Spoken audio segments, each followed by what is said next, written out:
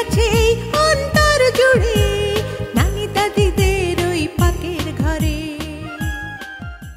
দর্শক সবাইকে আমন্ত্রণ জানাচ্ছি সানবিট নিবেদিত পাকের ঘরে পুরো অনুষ্ঠান জুড়ে আপনাদের সাথে থাকছি আমি আশফিয়া উদ্দিন, আর আমার সাথে থাকছে নতুন অতিথি, নতুন রেসিপি। চলুন তার সাথে পরিচয় হয়ে নেই। এই যে কেমন আছো? অনেক ভালো। আমি যতটা না ভালো ছিলাম, এই যে এত সুন্দর করে আমাকে বললে আমার মনটা ভালো হয়ে গেল। 17 বছরের মেয়ে। আমি তো দর্শকদেরকে বলতে চাই, তাকে দেখলে কি মনে হয় 17 বছরের বেশি? আমার তো মনে হয় না তার 17 বছর বেশি হয়েছে। শুকর আলহামদুলিল্লাহ, সবই আল্লাহর দেয়া। কিন্তু 17 বছর আগে কি আমরা একটা প্রোগ্রাম করেছিলাম? অনেক আগে তোমার সাথে একটা প্রোগ্রাম করেছিলাম, সেটাও রান্নারই একটা প্রোগ্রাম। তুমি বলো তো কি ধরনের রান্নাটা ছিল? আমরা একটা চিড়ার ফ্রাইড রাইস টাইপের, কিন্তু রাইসের বদলে আমরা চিড়া দিয়ে বানিয়েছিলাম। তুমি এত তোমার বুদ্ধি বাবা, এখনো তোমার এই কথা মনে আছে? কারণ আমি রান্নার প্রোগ্রামে কম যাই। আমি রান্নায় খুব একটা এক্সপার্ট না, এবং সেই প্রোগ্রামটা আমি যেতে চাচ্ছিলাম না, খুবই নার্ভাস ছিলাম। বাট আমার কাছে মনে হয়েছিল রান্না করার পরে ওকে এটা এত ইজি। আমার কাছে মনে হয়েছে যে ঈদের পরের দিন যখন তুমি আমাকে ইনভাইট করলে তোমার অনুষ্ঠানে, আমার কাছে মনে হলো যে এটা একটা স্পেশাল ডে। এবং কোরবানি ঈদ মানে আমি আসলে আমার রাজবাড়ি, আমার দাদু বাড়িতে কাটাই, কিন্তু আমি ঢাকাতে আছি তোমার জন্য। তো তোমার হাতে আমি কিছু খেতে চাই। তোমার মনে আছে, আমার মনে নাই। তুমি চিন্তা করে দেখো, তুই 17 বছর মেয়ে, তাহলে তখন তোমার বয়স কত ছিল বলো তো? তখন মানে মাত্র জন্মালাম, তুমি কোলে নিয়ে রান্না করেছিলে। তাহলে চলো আজকে তোমাকে কি আমি তোমার জন্য কি রান্না করে দিতে পারি বলো তোমার জন্য? সবার বাড়িতে বাড়িতে গরুর গোশত খেতে খেতে খেতে টায়ার্ড হয়ে গেছি। এখন তুমি কি খেতে চাও? আমার মনে হয় না যে আমরা খুব একটা হতে পেরেছি, আরো খেতে চাই। গরুর ঝুরা মাংসের কিছু একটা করে খাওয়াও আমাকে। গরুর ঝুরা? হ্যাঁ, এখন তো এটাই অ্যাভেলেবল নাই। আছে, তবে ওটাকে একটু ছেঁচা ছেঁচা করে তারপর তোমাকে গরুর ঝুরা খাবো। দর্শক আপনাদের জন্য গরুর মাংসের ঝুড়ি তৈরি করছি, চলুন উপকরণগুলো দেখে নেই।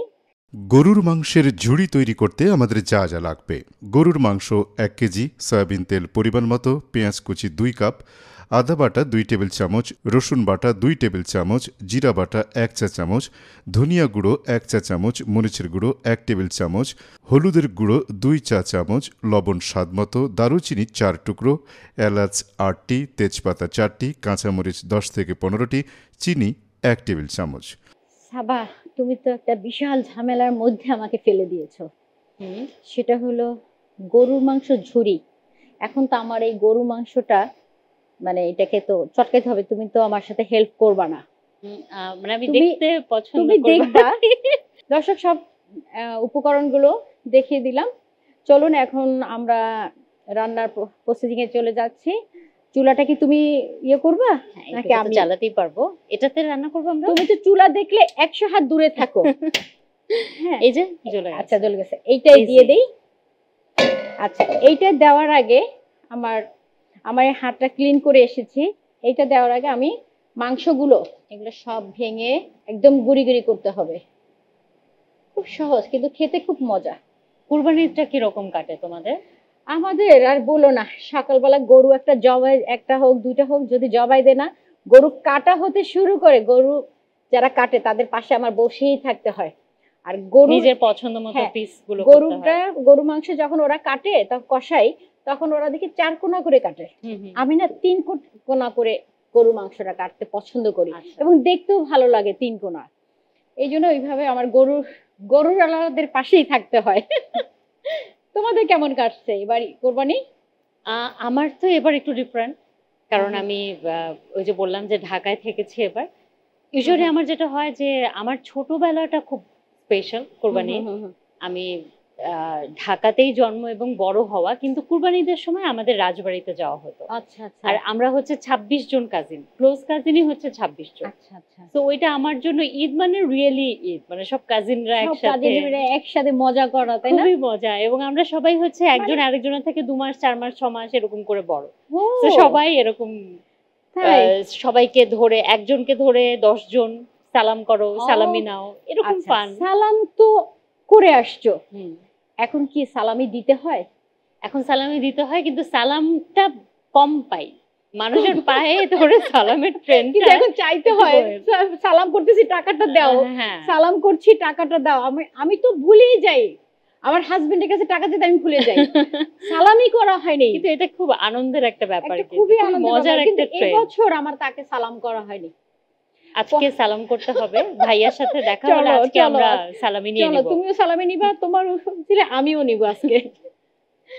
আচ্ছা, এটা হয়ে গেছে। দর্শক দেখতে পাচ্ছেন আমি আমার হাত দিয়ে যতটুকু পেরেছি আমি এটা ভেঙে ভেঙে, হ্যাঁ ভেঙে ভেঙে দেখো করেছি, সুন্দর হয়েছে। আচ্ছা এখন একটু তেল তেল দিব? দিব। হ্যাঁ তুমি দিয়ে দাও। কতটা দিব দেখো? তেল আসলে যদি তুমি কম খাও তাহলে কম কম খাই। দিব, আর যদি একটু বেশি খাও তাহলে একটু বেশি দিব। আমি একটু কম খাই। এটা কি তুমি খুব একটু বেশি তেল দাও। কমে গেছে? হ্যাঁ একটু কম হয়ে গেছে, যেহেতু এখানে মাংসটা অনেক বেশি। আমরা এটা ভাজবো মাংস? হ্যাঁ এটা মাংসটা ভাজার আগে আমার এখানে পেঁয়াজ দিতে হবে। আচ্ছা এটা চামচ দাও তো আমাকে। সাবা কিন্তু চুলার দেখলেই অনেক দূরে থাকে, আজকে সাবাকে দিয়ে আমি কাজ করাবো। দেখো কিছু পেঁয়াজ আমি দিয়ে দিচ্ছি সাবা, আর কিছু অংশ আমি রেখে দিচ্ছি, যখন আমি নামাবো তখন পেঁয়াজগুলো দিয়ে দেবো। হ্যাঁ আঁচটা বাড়িয়ে দেবো। হ্যাঁ বাড়িয়ে দাও। তারপরে এটা হচ্ছে আদা। আমি একটু গরু মাংসতে আদা একটু বেশি দেই, এবং গরু মাংসে কিন্তু আদাটা বেশি যায়। এই আছে গরু মাংসের আদা।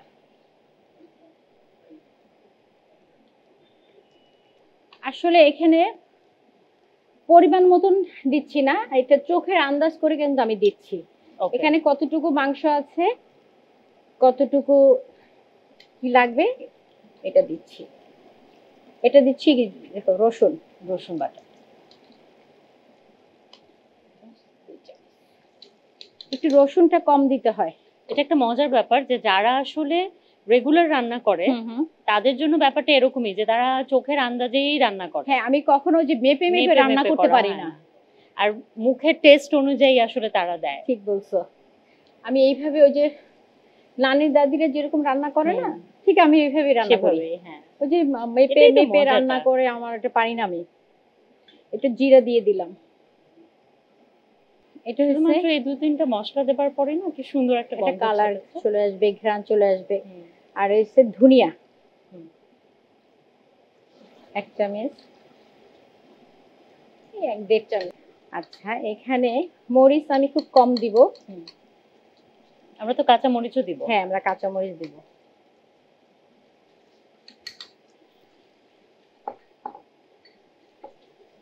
আমার ছেলে প্রচন্ড ঝাল খেতে পছন্দ করে। তাই?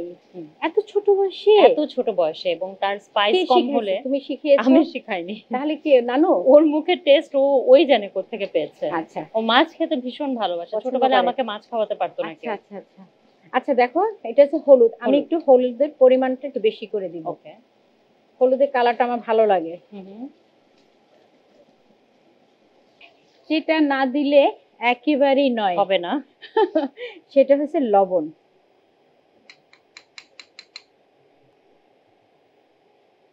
আচ্ছা কম বেশি হলে আমি পরে আমরা দিয়ে নেব আবার। ওকে, দারচিনি এলাচি এটা দিলে ঘ্রাণটা বের হয়,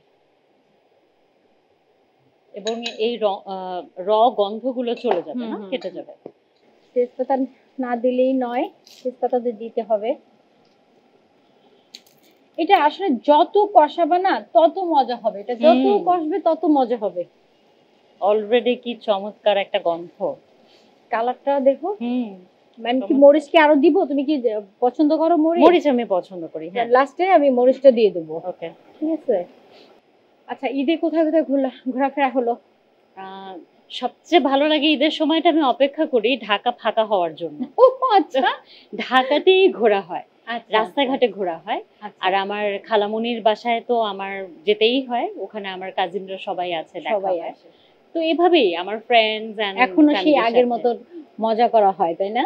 সত্যি বলতে আমার কাছে আমাকে যদি কেউ বলে যে ছোটবেলার ঈদের সাথে এখনকার তফাৎটা কি, এখন যেটা হয় যে স্পেশালি পাপা চলে যাওয়ার পরে, তো এখন যেটা হয় যে ঈদ আসা মানে মনে হয় যে আমার আনন্দ থেকে অন্যদের আনন্দ কি প্রপারলি হচ্ছে কিনা, কারণ অনেকের বড় এখন আমি। সো আর আমি যেহেতু আমার ফ্যামিলির সাথে থাকি, আমার বড় ভাই, আমার মা, আমার ছেলে, আমাদেরকে ঘিরে আমার যে বিজনেস এন্ড এভরিথিং, আমার কাছে মনে হয় সবাই ঠিকঠাক মতো সবকিছু পাচ্ছে। তো তো এখন ঈদ মানে হচ্ছে একটু দায়িত্ব। তারপরেও ঈদটা তো অবশ্যই ভালো লাগে। নতুন জামা, সবাইকে গিফট করা, এটা বিশাল একটা এটা দায়িত্ব। একটা কিন্তু আনন্দ এটা ঈদের চেয়ে আমার মনে হয় ঈদের আগে হ্যাঁ, অনেক মজা shopping করা, সময়গুলো planning কাটে। করা। হ্যাঁ, শপিং করাটা হচ্ছে সবচেয়ে মজার। আমার একটা কাজিনের কথা এখন না বললেই না, ও ঈদের দিন সন্ধ্যার সময় প্রতি ঈদে ছোটবেলায় কাঁদতো, তাই? ঈদ চলে যাচ্ছে, এই যে এতদিনের কেন ঈদ preparation, চলে যাচ্ছে?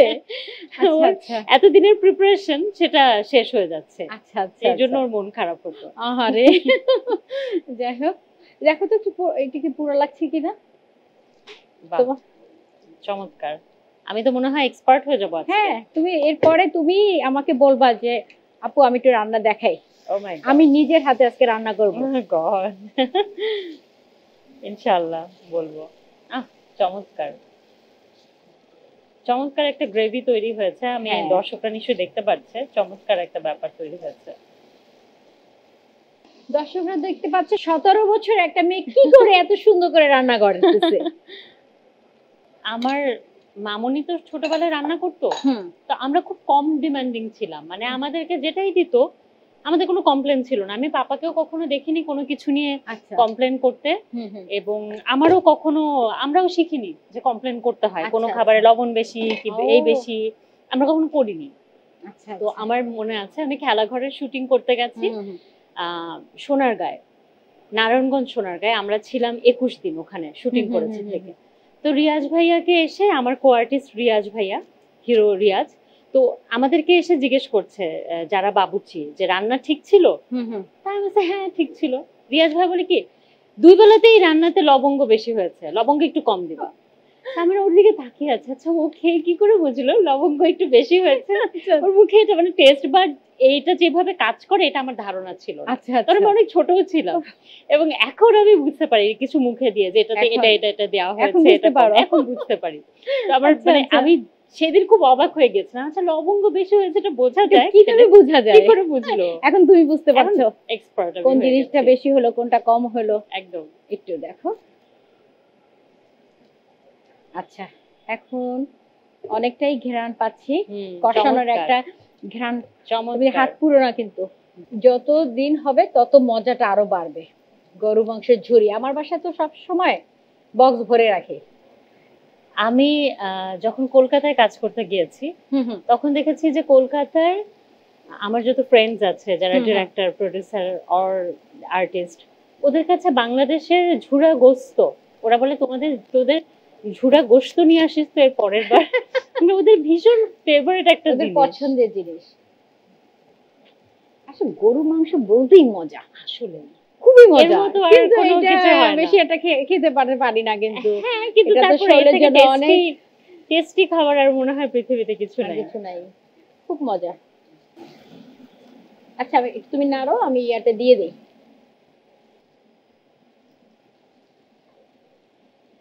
দর্শক, আমি কিন্তু সব দিয়ে দিচ্ছি সাবার জন্য।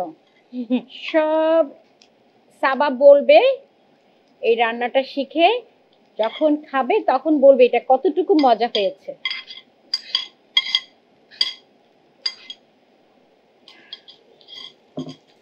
আমি তো কি করি, আমার ছেলে যে আফ্রিদি, ওকে তো আমি দেই তো, হ্যাঁ ওকে তো আমি দেখা যায় গরু মাংস একদিন রান্না করে 2-3 দিনে ওকে আমি খাওয়াই। ও আফ্রিদি হয়তো এই প্রোগ্রামটা যদি দেখে থাকো, বাবা তুমি কষ্ট পাবা না, আমি তোমার জন্য আমি যখন এই মাংসটা রান্না করি ওর জন্য রেখে দেই, আর ও আমাকে বলে আম্মু আমাকে তুমি বাসি খাওয়াচ্ছ নাকি? আমি না না বাবা বাসি না তো, এটা চুলায় দিয়ে আবার তাজা করে ওকে দেই, কিন্তু ও তো বুঝতে পারে না। তবে বিফের মজাই এটা যে যত পুরনো হবে তত বেশি টেস্টি হবে, তত মজা। হ্যাঁ, রান্না করতে আসলে না ভালো কিছু পরে এসে রান্না করা বহুত কষ্ট হয়, সব নষ্ট হয়ে যায়। আমাদের তো আগুন নিয়ে খেলা, খুব কষ্টের একটা কাজ। তারপর যদি খাওয়ার পরে যদি বলেন না এই খাবারটা মজা হয়নি, তাহলে বলো কেমন এটা লাগে? কি কেউ বলে? হ্যাঁ, কে বলে? এই তোমার ভাইয়াই বলে আর খাবারটা মজা হয় নাই, তুমি অনেক দরদ দিয়ে রান্না করনি, তখন খুব খারাপ লাগে। একটু বলতে পারতা না একটু মজা হয়েছে, আমাকে সান্ত্বনা দেওয়ার জন্য তো বলতে পার। সে বলে আমি যদি না বলি তোমাকে যে এটা ভালো হয়নি, তাহলে কে বলবে তোমাকে? তুমি তো ঠিক হবা না। তো সেইভাবে আমার করতে হয়।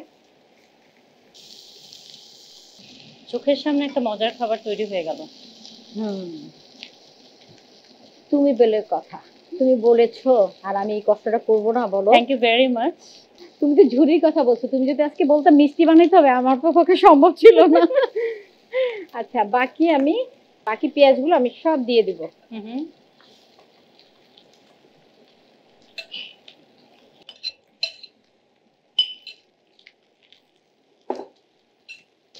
কষ্ট হচ্ছে তাই না? কাঁচা পেঁয়াজের মতো মজা এখন একটা কাঁচা পাকা গন্ধ থাকবে না এই পেঁয়াজটাতে? হ্যাঁ, চমৎকার একটু হবে। অন্যটা খুব সুন্দর একটা কাঁচা একটু লুক এসেছে। হ্যাঁ, এখন আমি কতটুকু তুমি ঝাল খাবা তুমি ততটুকু দাও। না তুমি দাও। দিব? ওয়াও, এত? দেখো আমি কিন্তু কেটে দেই নেই, তাহলে তো আরো ঝাল হতো। আরো বেশি হবে। দেখার জন্য এখন চেহারাটা একটু ফুটে taste উঠছে। আসবে, হ্যাঁ, মরিচ কি আর দিব নাকি দিব না? আর দিব না।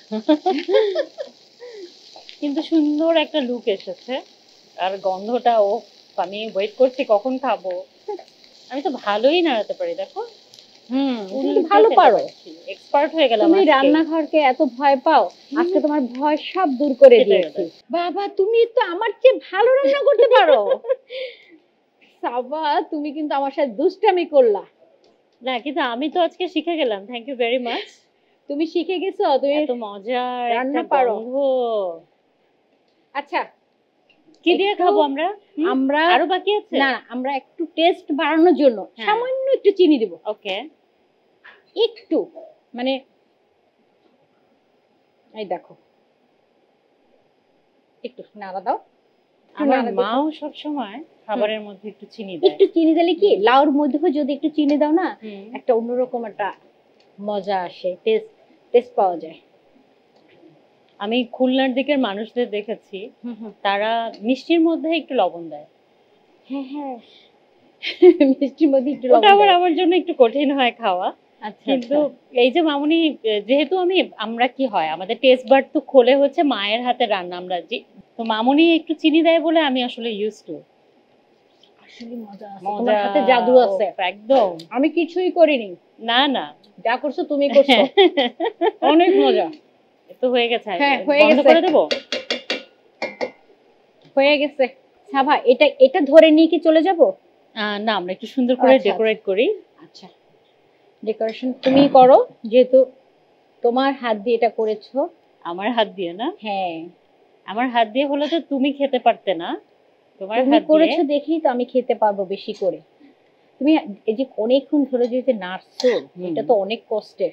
মশলা দিয়ে দিলাম, আমি চলে গেলাম এক সাইডে চলে আসি, কিন্তু তুমি তো এটাকে পোড়া লাগাইতে দাওনি। এইভাবে করে উৎসাহ দিলে তোমাকে গিনিপিগ বানিয়ে আরো বেশি বেশি করে বানাতে পারবো ইনশাআল্লাহ।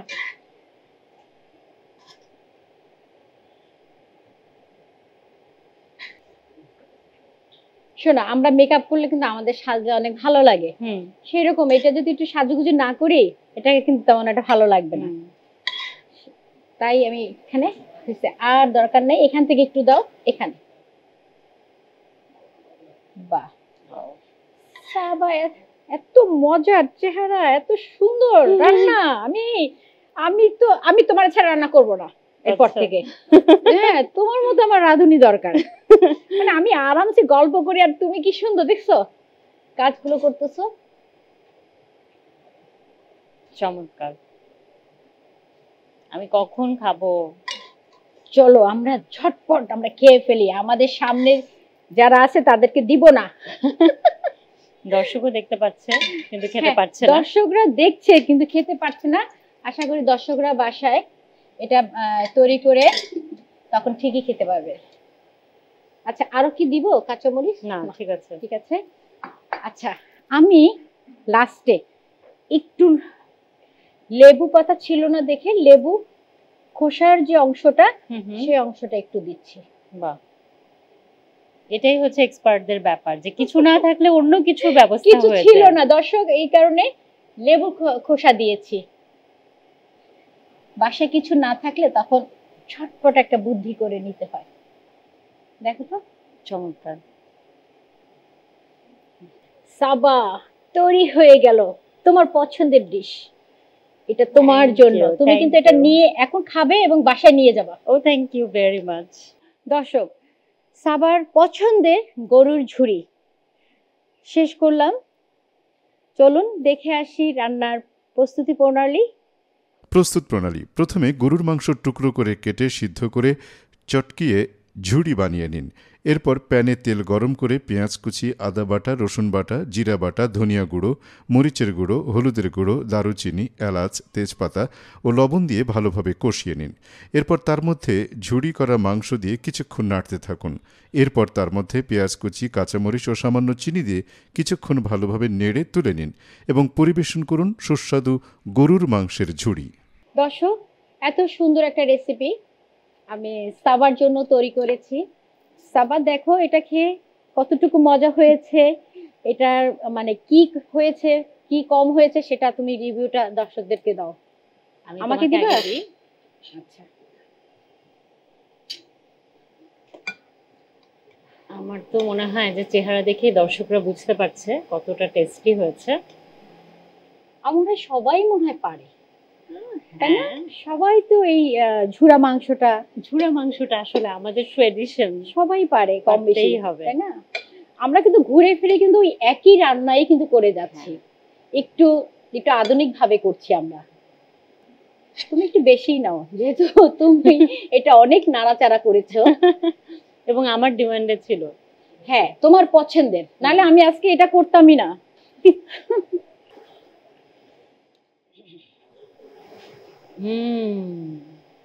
রুটি দিয়ে খেতে হবে। ভীষণ ভালো হয়েছে।